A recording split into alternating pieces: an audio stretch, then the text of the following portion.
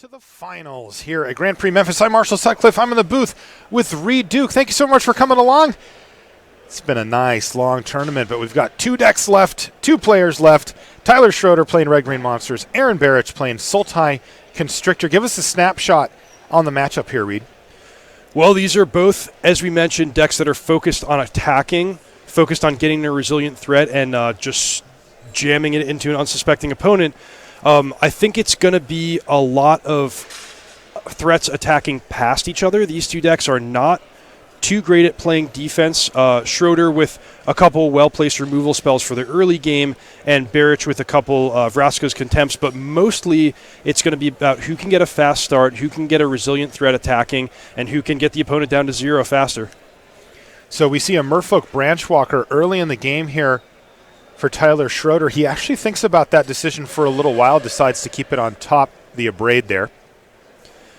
Yeah, now I can tell you from older versions of Black-Green or Black-Green X Winding Constrictor decks, Abrade is really not a card you want to play against because these decks are, the strength of their draw is so dependent on whether or not they can stick one of their two-drop creatures like a Winding Constrictor, like a Glint Sleeve Siphoner, and a removal spell that's cheap and particularly one that can deal 3 damage makes it pretty hard for that to happen. Interesting tempo opportunity here from Barich. He knows about the Abrade, does not necessarily have to run anything into it, could just do nothing for the turn.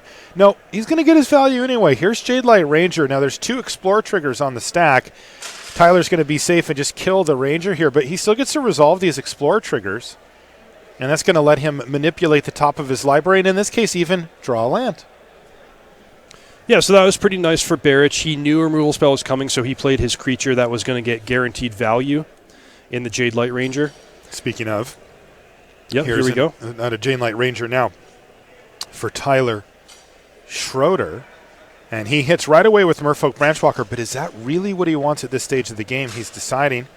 No, it's not. And I think you should be more inclined to put the first card from Jadelight Ranger into the graveyard because you get a lot of value just being able to see 2 cards instead of 1. In this case, Tyler is able to put a land directly in his hand, get a little card advantage there, and free up, potentially an exciting next draw step from a fresh card from his library.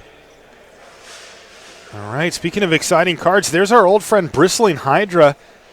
Of course, bannings have affected a lot of Bristling Hydra's close friends, and we don't see the Teamer energy decks that were once so ubiquitous. But Bristling Hydra apparently good enough in still somewhat of an energy shell to just be a good, hard-to-deal-with threat on its own. Yeah, the big difference now with Bristling Hydra is you're not often finding yourself in a situation where you have 4 or 6 energy banked by the time you're casting it. It's more like you get a one-shot for the most part when you cast Bristling Hydra on turn 4. You have 1 activation to protect it. Maybe over the course of a few more turns you can develop a little more energy. But here, Barich actually assembling that nice 1-2 punch of back-to-back Hydras, now 7 energy, 2 activations. The Glorybringer is not going to be able to take care of either of these. How about double Glorybringer versus double Bristling Hydra? Welcome to the finals here in Memphis. This is what I'm talking about, Marshall. These 2 decks don't want to play defense. They just want to attack past each other and see who can get the opponent down to 0. So far, it looks like Tyler Schroeder is ahead in this race. Yeah, the flying on Glorybringer just making this race heavily in his favor as Aaron Barich has no way right now to interact. He's going to need to kill either Tyler or one of these Glorybringers, or he's dead on the attack next turn. Yep, nothing in his deck that's going to be blocking these Glorybringers, so it's pretty much Vraska's Contempt, or as you mentioned, a way to kill the opponent. Right. We've got dual decks, Hydras versus Dragons in the feature match area here. I know which side of the fight I like there. Yeah. It's Hydras. Although I don't think it's going to work out for Aaron this time, is it? What kind of Hydra doesn't have reach? Seriously. All those heads. All right. A little bit more energy thanks to a Siphoner. A Hash-Up Oasis still doesn't give him lethal. He is just going to need to find something. The problem is Is it the players have... All right, we're going to see a chump block here, effectively a chump block here from Schroeder. You got to figure that if Aaron had something, he'd be using it. Let's see, though. Tyler untaps. He's got 2 lethal dragons in the air, ready to attack, ready to take down game number 1.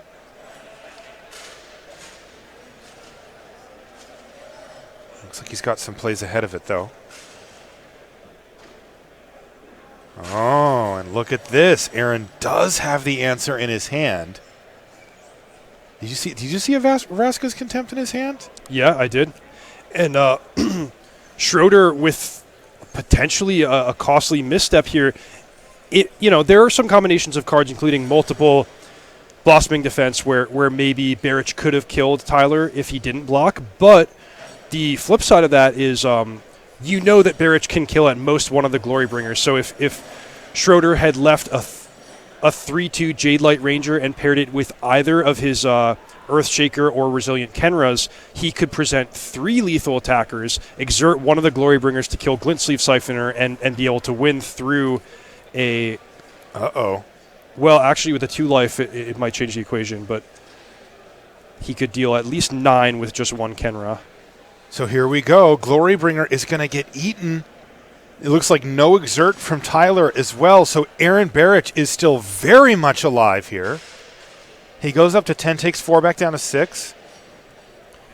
And now it's Tyler who has to be careful with his own life total. Seriously. Also, we've seen insta-wins from Aaron Barrich thanks to kind of the signature card for his deck, Hadana's Climb. Ooh, but that was a pretty good turn there for Tyler, all told. He plays a Rekindling Phoenix. Yeah, so re-upping on 4-power Flyer, again, presenting lethal for next turn. Earthshaker Kenra can block the bigger of the 2 Hydras. Let's see what Barrich can put together. He's got 2 draw steps. Yeah, he cashed in a couple of energy thanks to the Glintsleeve Siphoner. Does he have what it takes to get the job done? I don't think he found Hadana's Climb.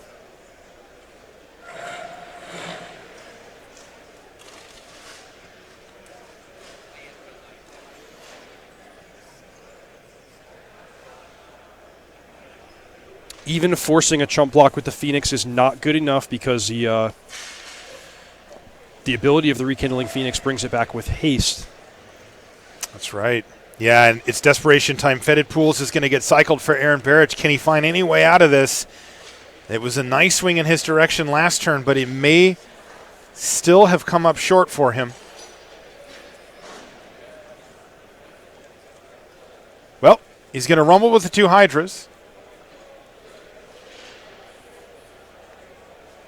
Tyler's going to think back to the deck list that he would have had a chance to look at. So add a counter plus triple Blossoming Defense, still not enough.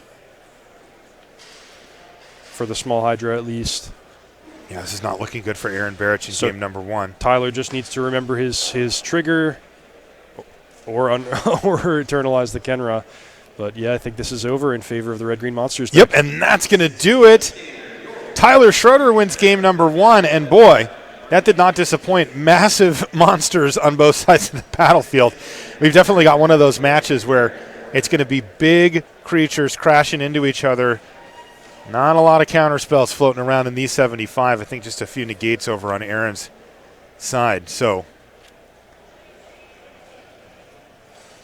show me what you got is the type of Magic that we're going to be playing here, Reed. Thanks so much for joining us here in Memphis. I'm Marshall Sutcliffe in the booth with Reed Duke. We're in the finals. It's standard. Post-bannings with Rivals of Ixalan. It's actually been quite a while since we've had standard as the focal point of the tournament. We have had a few.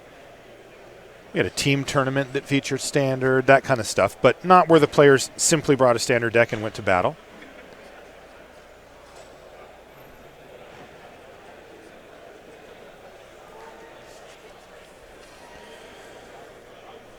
One of the crucial aspects of a matchup like this where the players are much better at attacking than defending is, of course, who gets to go first. We had a really close first game there where Tyler Schroeder was able to win, in part because he got to go first. But now it's Aaron's turn. He's going to get to take the first turn, hopefully get off to a good start. If he's talked about in our interviews earlier in the day how nicely his deck functions in those games where he's able to untap with Winding Constrictor. Mm-hmm. So that's one of the things I'll be looking for is turn 2 if Aaron can play a Constrictor, and likewise if Tyler can kill it. Yeah, super explosive starts available if you get to untap with that Constrictor. If not, it's still a very solid deck. It's interesting because it's kind of like flipped on its side. The deck is actually so good that it can win without the Constrictor, and they feel like they're kind of free-rolling it, right? Like if they get to keep the Constrictor, it's like, oh, this is easy. Mm-hmm. I can do this real easy. Because they actually do assume that it will be killed, but still they keep it in the deck because presenting a threat that must be killed, basically the one-turn window before that player gets to untap, absolutely still worth it. So Aaron Barich with the ability to go up to 4 Fatal Push and 4 Vraska's Contempts if you would like. You got to imagine the Contempts are coming in just as his best way to combat those big flyers. Fatal Push a little more questionable as, at least in my opinion, it's not those little creatures that are really doing the damage out of Tyler's deck. They're more of placeholders and just things to spend his mana on early and smooth his draw. Mm-hmm. One card that I'll be very curious to see if Aaron decides to bring in is Cartouche of Ambition.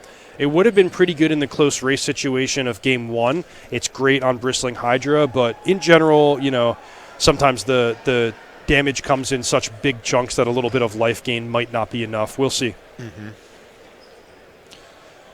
Here on Tyler Schroeder's side, I don't think much is going to change. I would be looking for Chandra Torch of Defiance to come in, since if you can actually get a clean hit on one of those green-black creatures, that deck doesn't have much haste, doesn't have much reach to deal the last point of damage against the Chandra.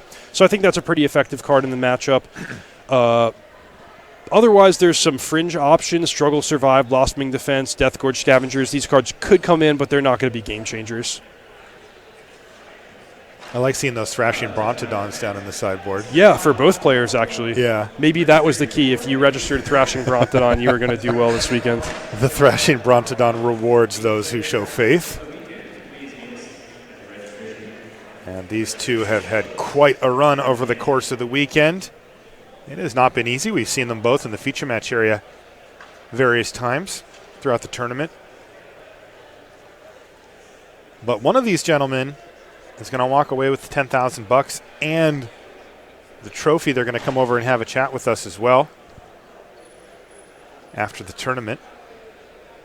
And it's been fun. It's really actually been really fun watching them play as well, because they both brought some really cool lists to the table. Yeah, Aaron definitely my pick for the coolest, most innovative deck here.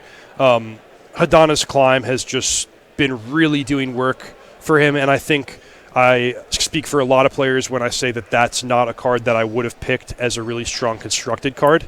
Right. Yeah, it's interesting.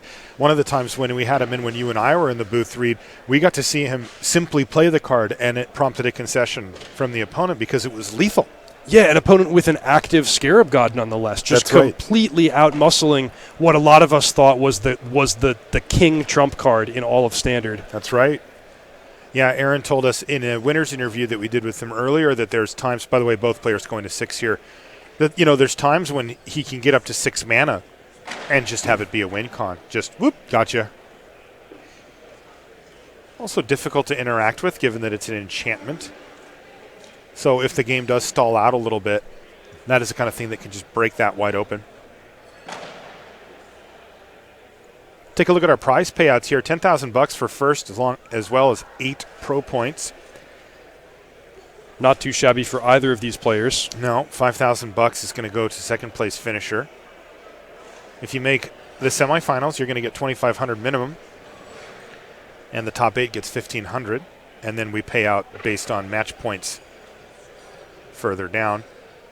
Also, of course, important to these players in the top 8 is the Pro Tour qualification that comes along with making the top 8. So congrats to them. They've locked that up a little while ago. But now, eyes on the prize. It's time to try to get that $10,000 in the trophy. Looks like both of them have kept their 6. Bottom for Aaron, top for Tyler.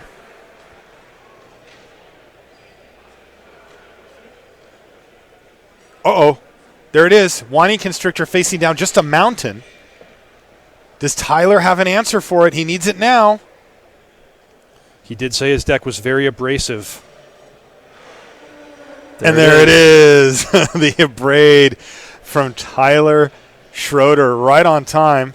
And look at that. It would have been a Walking Ballista as the follow-up, and you know how out of hand that thing can get with the Constrictor on the table. All right. Magma Spray. Oh, and it looks like Aaron's going to go ahead and save it using Blossoming Defense. The standard play is just to remove the counters to do damage to the opponent, but Blossoming Defense effectively countering a Magma Spray there. It looks like Aaron really values keeping this Walking Ballista around, even though it's just a 1-1 right now. So, yeah, I think Aaron's going to let this go in the hopes maybe that the Branch Walker stays as a 2-1, because he does have Cartouche of Ambition, that sort of fringe sideboard card that he did decide to bring in. Maybe part of the reason why he used Blossoming Defense, he needs a body for it, although it looks like he's drawn Servant of the Conduit here. Missing his land drop. This is a mulligan for Aaron as well as for Tyler, so not uncommon to see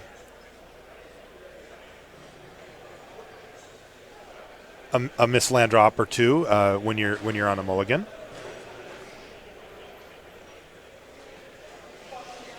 Yeah, so Aaron really expended a lot of his resources pretty quickly there, especially with the Blossoming Defense, the double spell on turn 3. And he's still got a couple good weapons. He's ready with Vraska's Contempt as one of his last 2 cards in hand.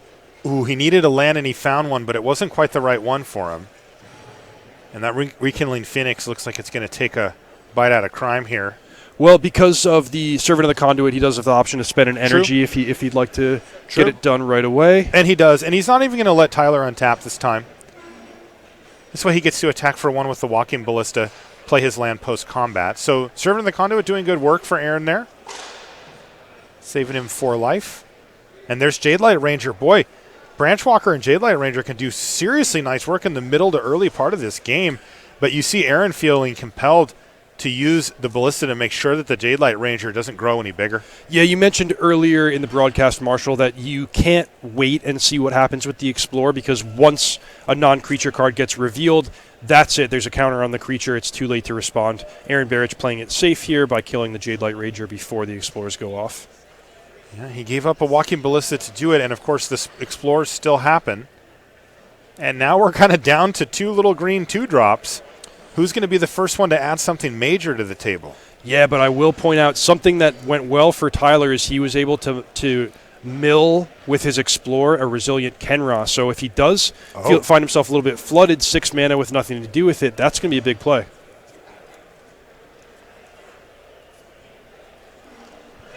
Yes, there is in fact land number 6.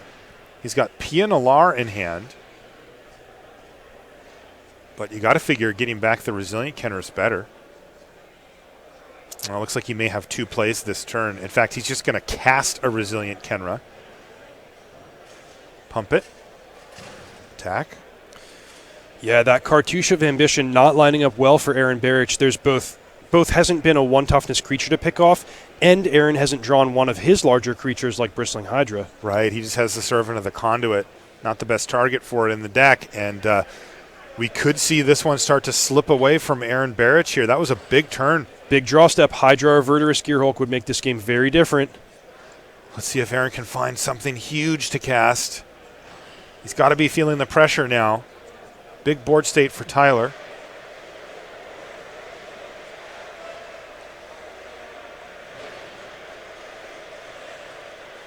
Aaron's in the tank.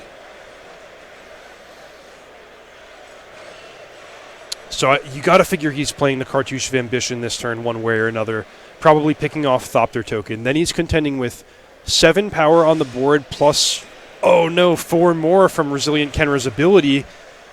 That means he's got to either gain some life this turn or be ready with a block. It's a bad spot to be in. Yeah, this is not where Aaron Barrich wanted to find himself, especially given the composition of his deck list. Much better when he is the one on the front foot Can start piling on counters and turning his creature sideways, forcing his opponent to react to him. Aaron's doing the math on what it looks like if he's going to play the cartouche. His best bet here is probably to play the cartouche and attack and hope that Tyler decides to play around.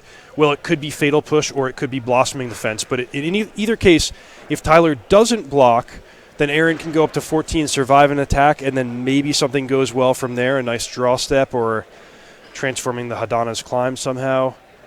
But I think if Aaron has to lose his creature in combat, either by blocking or by Tyler double blocking when he attacks, it's probably going to be game over.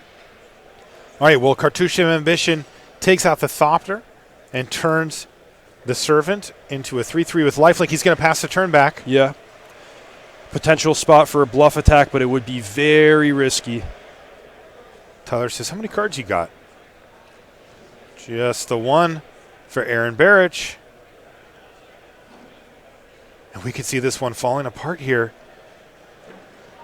Tyler Schroeder is going to use Eternalize from Resilient Kenra. And he's going to pile on a ton of damage here, Reed. Yeah, so he'll probably pump up one of his 2/2 creatures and attack with that and the Merfolk Branchwalker. He doesn't want to attack with a creature that Barich can profitably block because the lifelink would make a big difference there.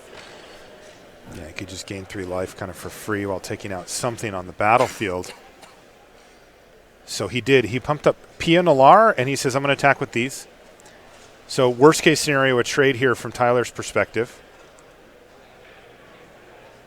And Aaron really is in a bad spot, right? I mean, he doesn't really want to trade, but he also doesn't really want to take this much damage. This is a spot where he really has to ask himself what he's hoping for. I think the answer is Verdurous Gearhulk. He's got to keep his lifelink creature in play, peel something. Oh, he found a Hydra, but is it a turn late? So if he plays his creature, blocks the 2 largest guys, then 4 damage would get through, but he'd gain 3. So he's not dead on the board. He would be at 1? He would be at 1, but he would get to trade off 2 creatures. Wow, this is very close for Aaron Barich, but not in the good way. He is close to death. Tyler Schroeder's deck has just been unrelenting down the stretch and in the top 8. Every single time we've seen him, it's just been threat after threat after threat. Here we go. Tapping 2 mana if it's a removal spell or an Earthshaker Kenra. It's going to be game. And it is Earthshaker Kenra for Tyler Schroeder. Says that thing can't block. Come at me. He attacks with everything. And this looks like a GP winning attack step here, Reed. Block the 2 biggest, gain 3 up to 5, take 6. I don't see any way out of it. He's looking at Hadana's Climb, the card that got him here, and he extends the hand. Tyler Schroeder is your champion at GP Memphis, head in hand, and he says, yep, boys, just like I drew it up. And he's going to take home the trophy and the $10,000. A fantastic finish for Tyler. Congratulations to him. And, of course, congratulations to Aaron Barich on an equally strong finish, making it all the way to the finals. Just couldn't quite get there at the end, Reed. Yeah, that was great, Marshall. So one thing to point out, no mono red decks represented in our top 8. Yes, but, huge deal. In a way, Tyler Schroeder sort of carried the torch for the powerful red cards in the format, still making use of Glorybringer, still making use of Rekindling Phoenix, and bringing at least one different take on the red aggressive deck all the way to the championship. Yeah, it's interesting when we take a snapshot, especially of the finals, where, like you said, no mono red or red black aggro decks made it to the top 8. And by the time we got to the finals, there weren't really any islands to be seen. I mean, sure, there was Hadana's Climb and a couple of negates in the sideboard, but we didn't see any of the kind of blue-black based decks at all. It was all creatures. No, 5 Scarab Gods in the top 8 all fell by the wayside, in part because our 2 players in the finals, I think, had very strong matchups against the reactive decks and just really were able to punish both the Grixis and the blue-black control decks in the top 8.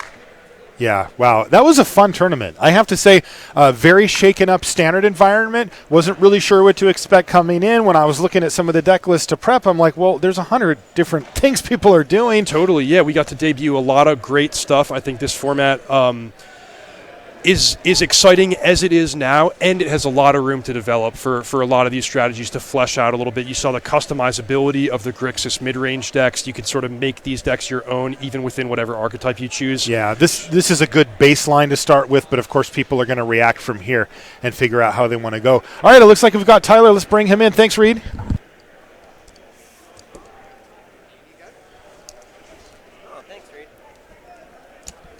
There you go. Go ahead and put that on, Tyler. Hey, how's it going? Congratulations, man. You just won yourself a GP. Oh, I guess I did. Yeah, you know, when we cut to the shot of you, were like this. You're like, oh, I guess I won the GP. Yeah, I suppose. Aren't you happy about it? I'm just trying to keep, I was trying to keep temperate, just smart. Just to not get too excited. But, now's the time to get excited. Yeah. Give me a high five. Yeah, let's get this trophy in here. You did it. Now, what made you choose this deck? You know, we love your deck, this red-green. You called it a tempo deck. Mm-hmm. Really powerful stuff at the top end and the nice smoothing out cards in the middle. What did you like about it? Well, actually, originally, I made fun of my friend for playing it. I thought it was just a really, just a generic, very straightforward, dumb, red-green, big deck. It does look like that on paper. Right, but once you start to play with the Kenras in combination with all the Explorer, you just find that often enough you're just drawing 2 cards. Like, if you hit a Kenra, it just gives a +1 counter and you always bin it. Yeah. So, just and then if you get later. land, of course, it's just going to keep giving you land to eventually curve out later. So it just ends up having this amazing synergy. It just is this complete package. You can even bin struggles versus control players or things like that. We saw you do that on camera. It looked really nice. Yeah, and Death Gorge pairs well with certain things like killing Phoenix. I don't know how to say plural Phoenix, but a couple Phoenix, just being able to zap them with an Abrade and then eat it up with Death Gorge. Yep. Just everything in the deck just really fits so well together. So it really surprised me. We just started playing it. It just crushed everybody, or it crushed in our testing, I guess you could say, and just stuck with it. Also, of course, let's not forget you have that absurd top end, right? You've got the Phoenixes into the Glory Bringers, which just drop the hammer on your opponent. Yeah, I mean, I also like the 2 Ronus. The 2 Ronus plus the 4 Phoenix are essentially just 6 indestructible things that really create these awful situations for your opponents, especially control players, and then, we all know what Glorybringer does. Yeah. It's a very powerful card. You just get to keep just dumping Phoenix on the board and holding your Glorybringers, and as soon as it's opportune to play them, you just get to slam Glorybringer and just swing in. It's, like I said, it's just a high-tempo deck. It really puts your opponent on the back foot. It really does, and that was the thing that we noticed about it. We were kind of breaking it down by deck list playing against a control player, and we're just looking at it like, well, you just overload the answers of the control player because everything you're doing is either generating you advantage or creating a threat, or in some case doing both at the same time. And by the time they get done dealing with the Kenras and the branch walkers and all the little stuff, you're just like, here's a 4-drop, here's a 5-drop, and they're just looking at their hand like, how can I answer all of these threats? And then you just have that graveyard full of stuff too. I was joking throughout the weekend when people would ask me how many cards were in my hand. I'd count 3 and then count how many cards were in my graveyard too. I'd be like, something like 9. I don't know, just a ton of cards in my hand. Yeah, lots. Never running out of gas. Well, great stuff. Have you been on the PT before? Yeah, this will be my the one I just qualified will be my 4th. Okay, well, congratulations. Oh, thank you. That's super exciting to have you back on the PT. I'm very happy about it. And of course, you get one of these little bad boys to take home. That's sweet. Yeah, you should probably say thanks to your friend too. Oh, he's actually standing right there to your left. All right. Levi Sowers. I owe him a lot. Thank you, Levi. Turns out it wasn't just a Dumb Creatures deck. No, it was not a Dumb Creatures deck. All right, well, hang out with me for just a minute here, sure Tyler. thing. But once again, congratulations. I'm real happy for you. That was a great win. Yeah, I appreciate it, Marshall, and thanks for LR. Yeah, you bet, man. All the time. I appreciate that. Thanks. All right, that is going to do it for us here from GP Memphis. Wow, what a fun tournament this was. We got to explore what is essentially a new standard format, unbannings, new cards, all that stuff. And we got a great champion here in Tyler as well. Thank you so much for joining us for it. We really appreciate it. And I want to say, of course, on behalf of my co-commentators, Brian David Marshall, Jacob Van Lunen, and Reed Duke, thanks. We'll see you at the next one.